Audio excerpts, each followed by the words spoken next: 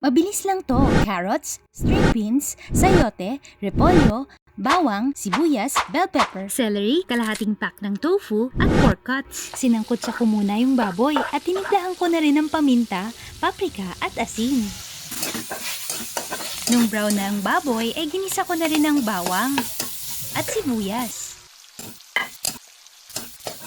Nilagay ko na rin ang bell pepper, sunod ang beans, sayote at carrots.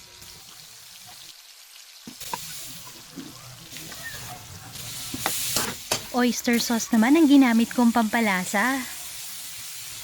Nilagyan ko rin ng konting tubig. Naglagay din ako ng konting tinunaw na cornstarch sa tubig. Tapos nilagay ko na rin ang repolyo. Hinalo-halo ko lang at nilagay ko na rin ang celery.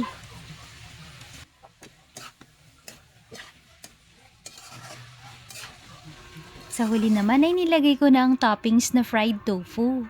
Ready to serve na ang ulam natin. Tara, kain tayo!